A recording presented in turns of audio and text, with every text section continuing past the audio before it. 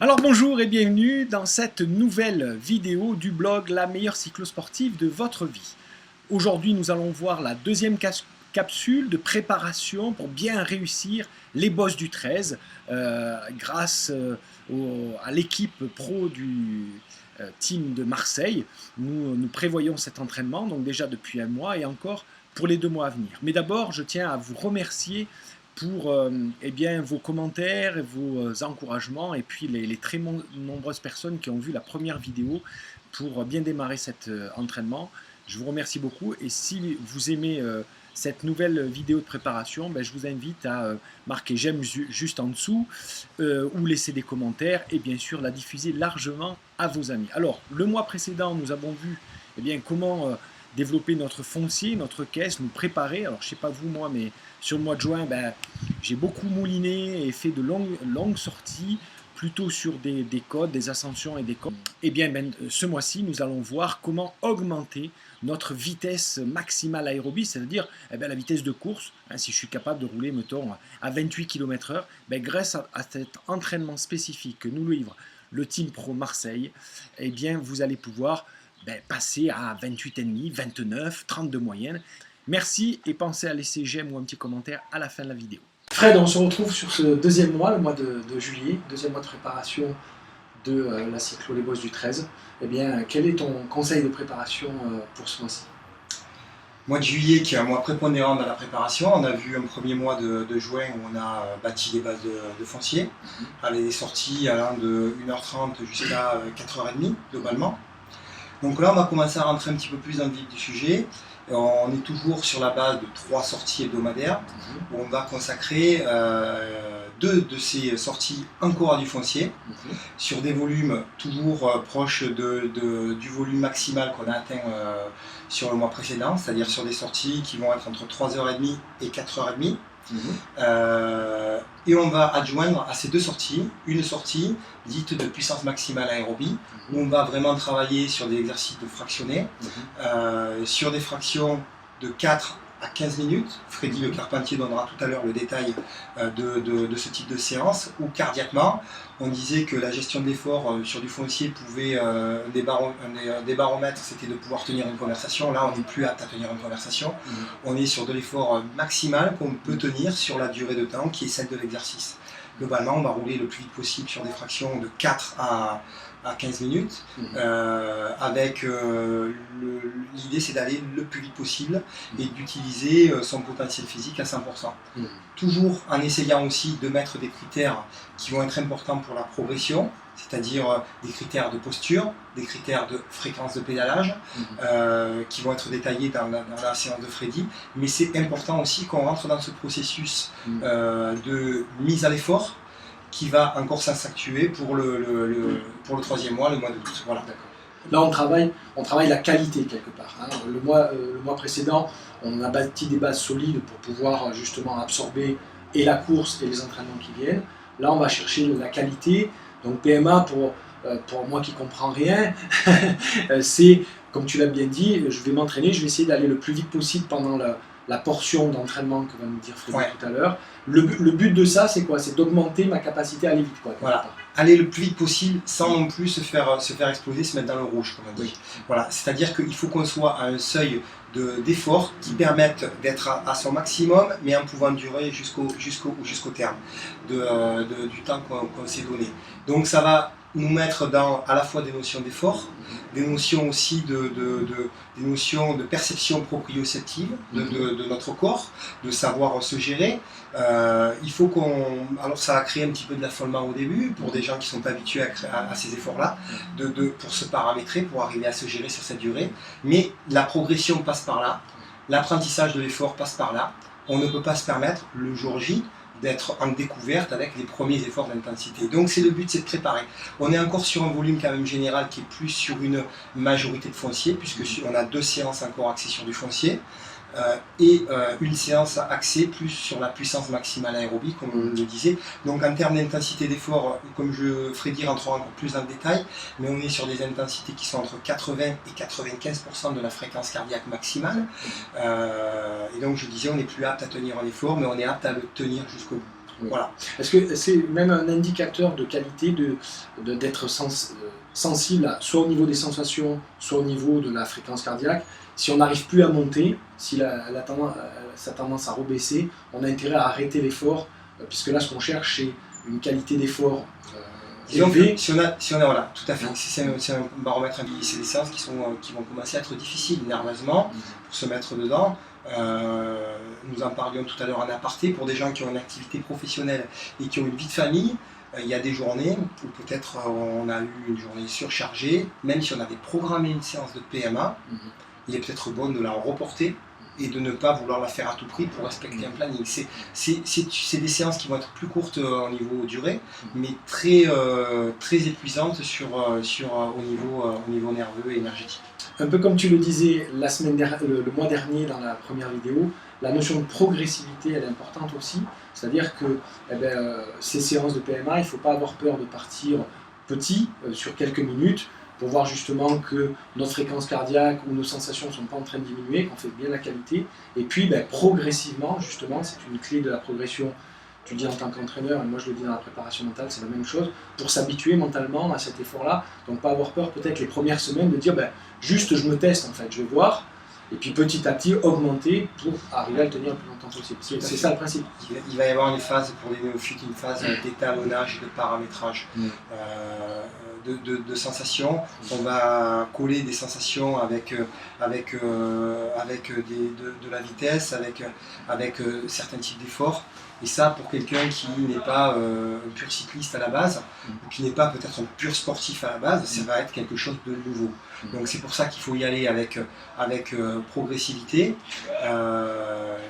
La notion de souffrance, de douleur, c'est à la fois des notions qu'il va falloir côtoyer, mais qui sont explorées, aller plus loin, etc., mais qui sont aussi des indicateurs pour lesquels il faut donner une certaine écoute, et non pas dire c'est normal, il faut souffrir. C'est vrai qu'il faut souffrir, mais il y a un moment donné où on sent que l'effort que l'on fait, même s'il se fait dans la souffrance, va être bénéfique à son corps. C'est une petite notion qu'il faut avoir. On est encore dans des intensités où il y a une gestion de l'effort. Est-ce que, dernier conseil, enfin avis pour toi, peut-être au départ tu conseillerais de prendre toujours le même parcours pour faire ce type d'entraînement spécifique, pour ne pas changer trop de paramètres, ou au contraire de changer les parcours pour varier le plaisir? Autant sur les sorties foncières, j'inciterai à varier les plaisirs, parce que c'est aussi la découverte d'un territoire, de nouvelles routes.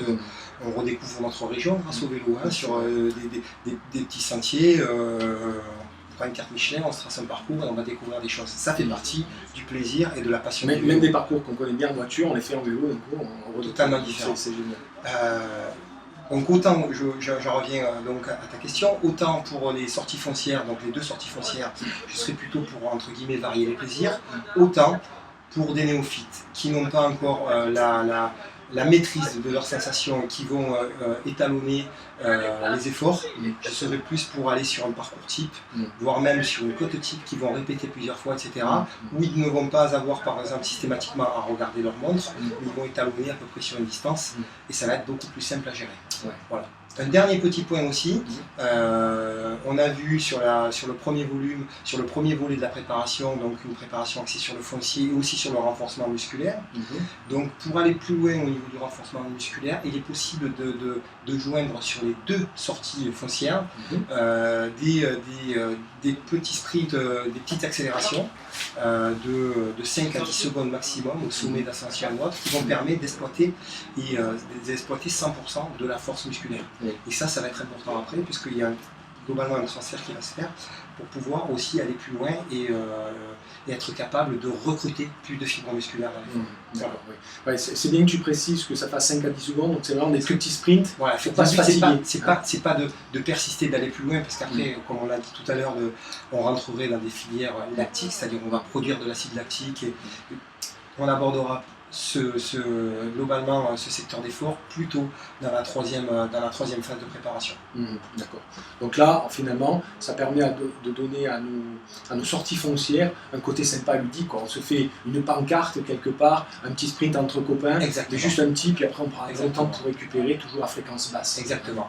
Et il est important qu'une séance foncière ne dégénère pas et ne parte pas sur une micro-course. Exactement.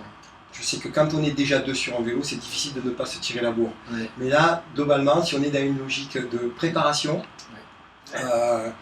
si on veut vraiment se tirer la bourre, c'est vraiment aller loin dans l'effort, c'est plus à cibler sur la séance de puissance maximale aérobie, où on va pouvoir, entre guillemets, se faire plaisir, et on reste raisonnable sur la sortie foncière, sur un entre guillemets gentleman agreement de fréquence raisonnable. On se fait quelques petites pancartes, 4, 5, 6, on peut aller jusqu'à 8 dans une séance, c'est très bien, mais surtout on ne persiste pas au-delà de 10 secondes. En termes de sensation, on ne se fait pas entre guillemets gonfler les jambes trop longtemps.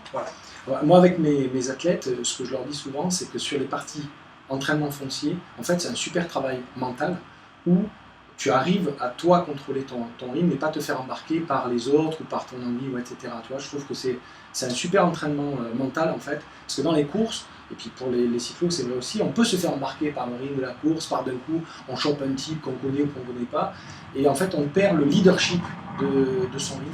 Et là c'est une bonne occasion pendant les entraînements fonciers de faire ça.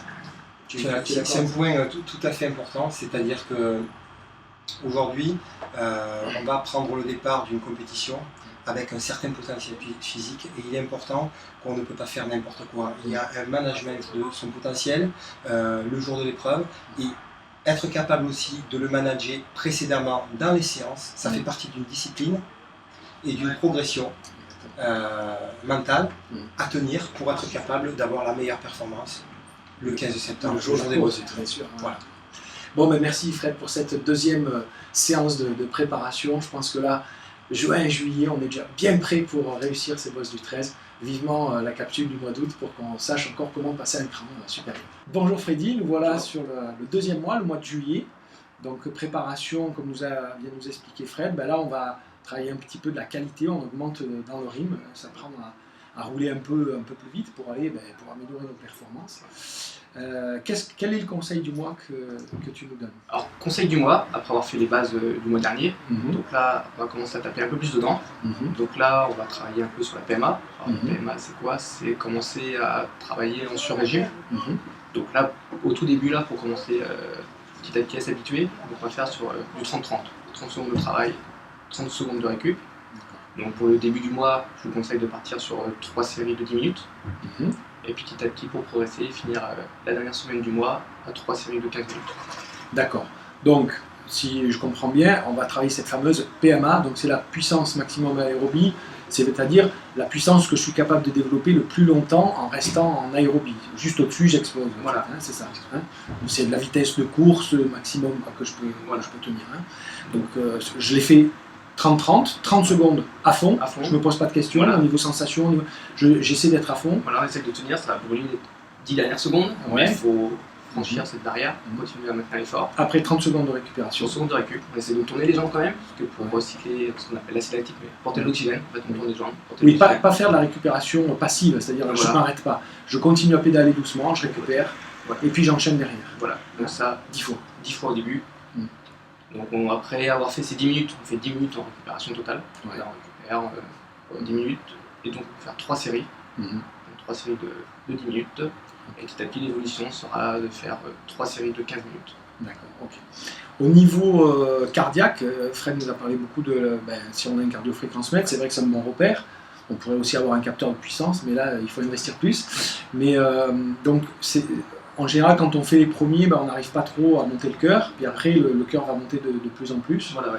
C'est un bon indicateur de puissance, enfin de qualité, de voir que le cœur monte, mais après il va rester à un certain niveau, on sera presque au maximum. Voilà, ouais. Si on n'arrive plus à le monter, voire même qu'il se met à descendre parce qu'on est tellement grillé, c'est un bon indicateur pour se dire peut-être là on avait prévu de faire 10 séries, mais on arrête un peu plus tôt. Donc le bon indicateur, c'est si la fréquence cardiaque elle diminue quand on est au maximum, on a du mal à atteindre ses pulsations de départ, ou si vous avez du mal à tenir les 30 secondes. Ouais. Ça va vraiment compléter au bout de 20 secondes, c'est vraiment très compliqué les dernières répétitions de cette série. Donc là, c'est peut-être un petit peu trop... un petit peu trop long, il vaut mieux arrêter. Ouais. Donc c'est bien pour expliquer à nos auditeurs que si j'ai prévu 3 fois 10 séries, mais que j'arrive au bout de 8, je fais plus de la qualité, il vaut mieux que je m'arrête pour garder cette qualité. Oui, surtout très important d'essayer de faire le maximum de répétitions avec les 30 secondes complètes, quitte à enlever, on va avoir fait que 8 ou 7, plutôt que d'essayer de faire les 10, mais à chaque fois en faire que 15 ou 20 secondes. Voilà, parce que sinon après on perd l'intérêt de cet exercice, c'est d'augmenter la vitesse et l'intensité. Ok, merci Freddy pour ce nouveau conseil du mois, et puis je te donne rendez-vous au mois d'août, d'accord? Au mois d'août. Au même endroit, habillé pareil, tout pareil, d'accord?